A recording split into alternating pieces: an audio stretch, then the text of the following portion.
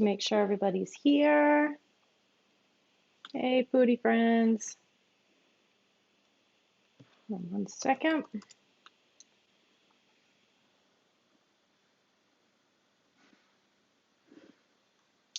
like to pop over and make sure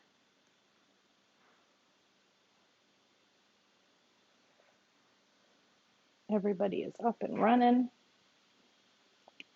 We're live on YouTube. We're live on Instagram. Let's just check. And we're live on Facebook. Okay, everybody's here. Awesome. I hope you guys had a good weekend. We had a great weekend. We had a lot of fun with the family. I got vaccinated, so now I feel like I can go out and do all the things. While we're waiting for a few people to come on, can you go ahead and tell me in the comments what you did over the weekend? Tell me one fun thing or one fun thing you ate. Hi. Um, Over the weekend, I love to hear about it.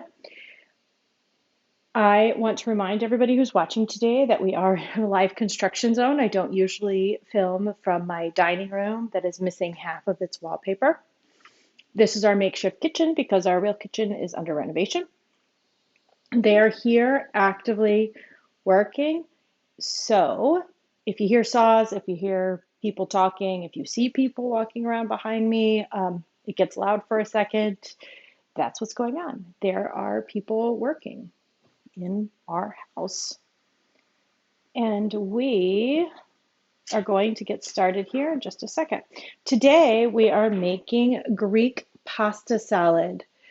Hello, Deborah. We are making Greek pasta salad. I'm going to give you some tips for making the best pasta salads because they're not as easy as everybody thinks they are, or at least a really good one isn't. Our Greek pasta salad has been made almost 100 times and has a 5-star rating. It's really, really popular. So, hi, Susan. Um, so the summer is coming. This is a great potluck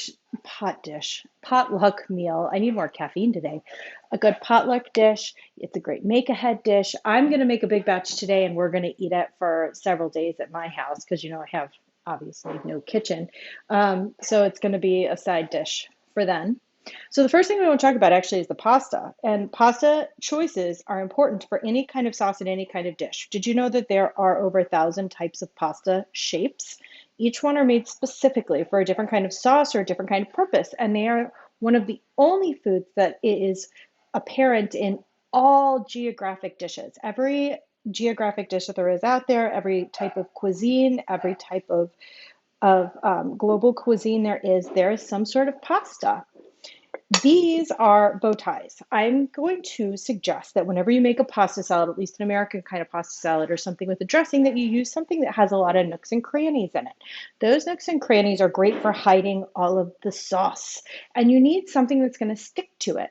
Slippery and smooth things like spaghetti or bucatini or capellini, they can't hold the sauce as well as something that has a lot of nooks and crannies. So I'm using the bow ties, but you can also use like spirals, corkscrews, shells work really well.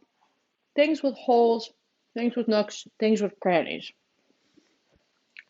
Okay, let's get started. So the next thing we're going to do is add stuff to the pasta. Oh, cooking the pasta. I'm sorry, guys, I'm all over the place today.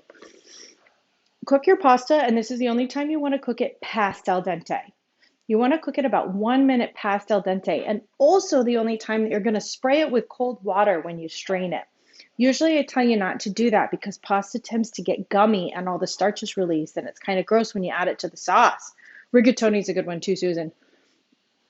But here I actually want you to do that because it stops the cooking process, and we don't want our pasta to be overcooked and mushy for the sauce. We want it to be a little bit past al dente because we're not serving it hot, but we don't want it to be the point of being mushy.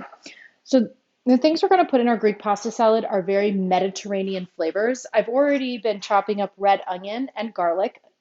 Garlic, you know my spiel with bottled garlic, but this is one of the few times that if you want not a super garlicky flavor and instead you want more of a sweet garlicky flavor, a little bit muted, I'd say go ahead and use that pre-minced bottled garlic. If you're like me and you want to make sure that the vampires never come and get you, go ahead and use fresh garlic and mince it up real fine. This is red onion. You can use sweet onion, white onion, yellow onion. I like the red because it provides color to the salad, and I like an onion flavor. You can get the whole printable recipe. There's a link there for you to click if you need to get that.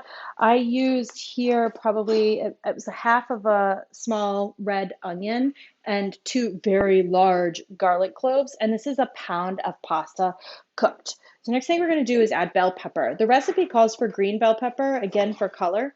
I'm going to use yellow because that's what I needed to use up out of my vegetable crisper. You could use a variety of bell pepper colors if you'd like. You could use one color. Green is obviously the cheapest. Sometimes you can get the tri-colored packs on sale at the grocery store. This is one of those dishes that I want to be a festival of colors. So the more color I can get in and introduce, the better off I am.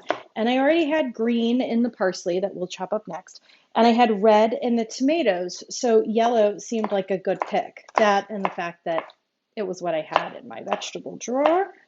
Some people have serious affinities for one color or another of bell pepper, though. My daughter refuses to eat red bell peppers. It could be the tiniest little mince, and she will somehow find a way to pick it out of the dish that we're making.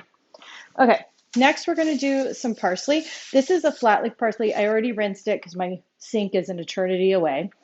Parsley is one of those funny things. A lot of herbs are leafy herbs.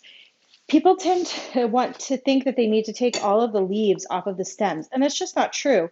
The stems are just as flavorful and delicious as the leaves are. I use them in all sorts of salad dressings. I toss the leftover stems into the salads themselves.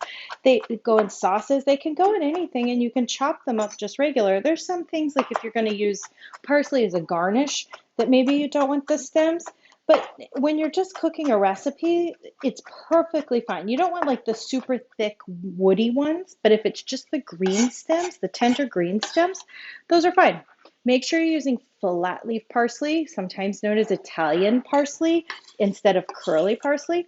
Curly parsley is harder to chew. You go, that's kind of gross. But and it's used more for garnishes, perfect for garnishes. It chops up nicely, it stays green, it stays vibrant, and it has a little bit of texture to it, whereas flat leaf parsley is more for flavor and cooking. Next, we're going to do a cucumber. The recipe lists an English cucumber. Simply means that it was grown in a hothouse and that it's supposed to be seedless. And this one I bought was a seedless cucumber, and they lied. Look at this. I clearly see seeds in my cucumber.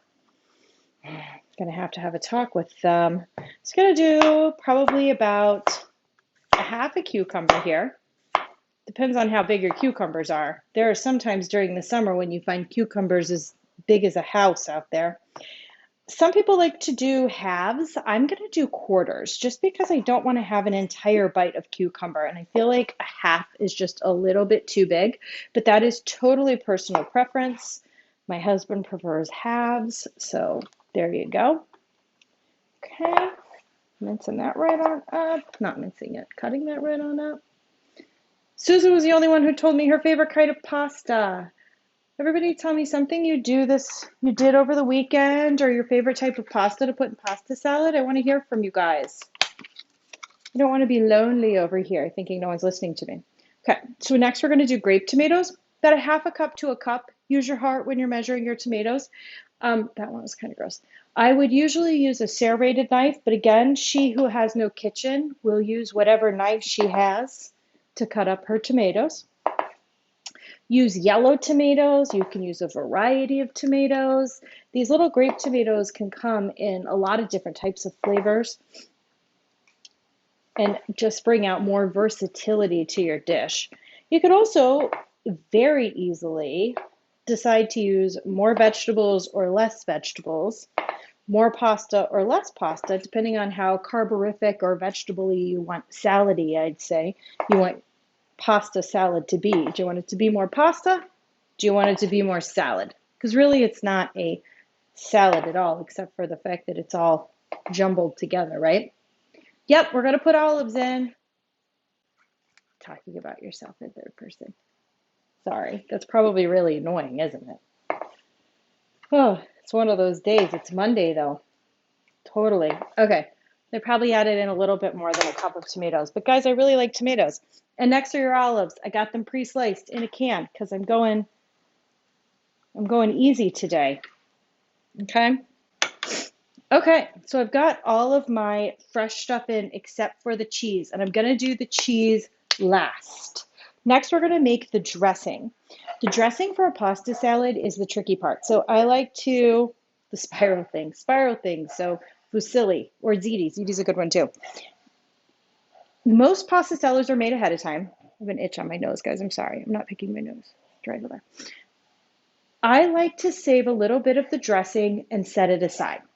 The dry pasta and all of the ingredients are going to soak up all of that dressing while it's sitting, and then you might have a dry pasta salad, and I don't want that to happen.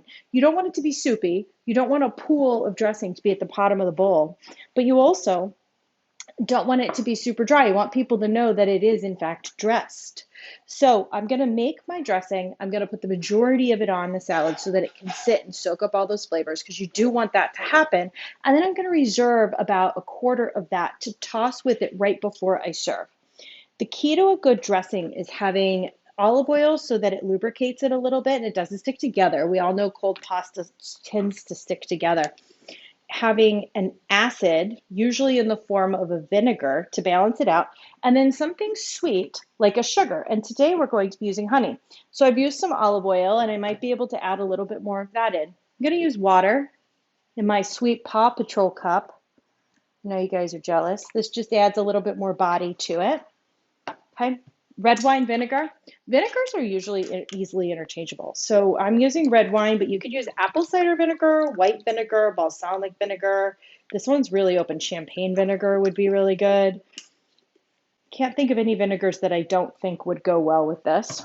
We're going to use a little bit of Dijon mustard. So the mustard also adds acidity. The mustard, woohoo, flying mustard. The mustard and the honey are going to help to emulsify the dressing. Probably put a little bit more in there than I needed. Again, measuring with my heart, guys. Completely on Paw Patrol. Who's your favorite Paw Patrol? My daughter's is Sky, the pink one. Okay, hold on here. Let me put this all together. Where was it? Oh, pepper. Freshly ground. The stuff you get pre-ground tastes like sawdust. Does not have any actual pepper flavor. You could use white pepper too if you wanted to. I'm going to use a dash of kosher salt. Okay, now everybody is going to don't stone me here. The grocery store was out of lemons. Can you imagine? They were out of lemons. And I was forced to buy a bottle of lemon juice because it was either that or go to another grocery store. And I had 2 children with me. Rubble. And I wasn't about to do that because my kids are little. So I'm going to use bottled lemon juice, and I'm going to double the amount of lemon juice that I'd usually put in, because bottled lemon juice does not pack the same punch of citrus and tartness that a fresh lemon would. Okay, we've got all of our stuff in here. Oh, and the dry seasonings, I put those in ahead of time. It was dried oregano and dill. And if you watch me, you know that I will talk to you about dry seasonings. Dry spices and herbs will keep the maximum amount of flavor for up to 6 months. After that, they start to lose their potency. So make sure that you check ahead of time and correct. If you might need to add a little bit more to pack the same punch, you might need to go ahead and buy new ones. I put the dates on the top of all of my containers so I know when to start checking them. If it's a little bit past the date, you can rub it between your palms, release some of those natural oils, and revive it a little bit. Okay, this is emulsifying perfectly. I don't know if you guys can see that. I know that I don't have all of my camera angles in my makeshift kitchen here. The dried herbs will plump up as they sit in that dressing. They'll look a little bit more fresh. Okay, I'm going to pour, like I said, about 75% of this over the salad. I want to toss it. I don't want to stir it. We're not trying to aggravate all the gluten. We don't want our pasta to get gummy. So we're going to toss it until we start to see everything evenly coming together. And about halfway through that, I'm going to add my cheese. I'm using feta because, again, we're going for Greek to Mediterranean flavors.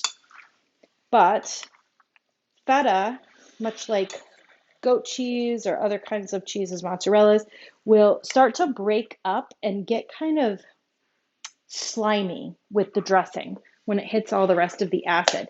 So you don't want to add it too close to the beginning. And if you're serving your pasta salad later, if this is a make ahead, don't add your cheese until you're ready to serve. So again, if you're making it ahead of time, save 25% of the salad dressing. Don't put in the cheese until you're ready to serve. Also know that anything that's chilled, I also measure cheese with my heart. Who am I kidding? Put it all in. Um, might need to correct seasoning for salt. Anything that's been chilled, the salt gets muted. So does the pepper, especially in things like dressings and soups. So before you go to serve it, make sure you do yourself a little bit of taste test. There's nothing worse than realizing you served all your friends and family a dish that you touted, and then all of a sudden it doesn't have the same miraculous flavors that it did the first time you made it, right? No one wants to be that person. So there we go. We made Greek pasta salad. Doesn't it look amazing? I'm going to taste a bow tie here. I don't have any forks available. Okay, really good. It's a little tangy from the Dijon and the vinegar and the lemon, but it has the aftertaste of sweet from the honey. The honey, if you don't want to use honey, you can also use agave nectar. You can even use maple syrup, but I'd go sparingly because you're going to get a little bit too much like the molasses taste out of that one. And there you go. It's really that easy. I hope you guys join us next week. Hopefully next week will be the last week that we're in our makeshift kitchen and we can actually start to like cook again and have some real foods going on. If you have any ideas, if you have anything specific you want to see, please message me, please email me, tell me what it is, lunch. We're actually going to have this for dinner. I'm going to make some air fryer salmon. I've been using my air fryer a lot during this renovation. So email me, let me know what it is you'd like to see, and I'll see if I can make that happen next week. And if not next week, we'll do it the next week after. So from my makeshift kitchen to yours, everybody have a fabulous Monday, and we'll see you then. Bye.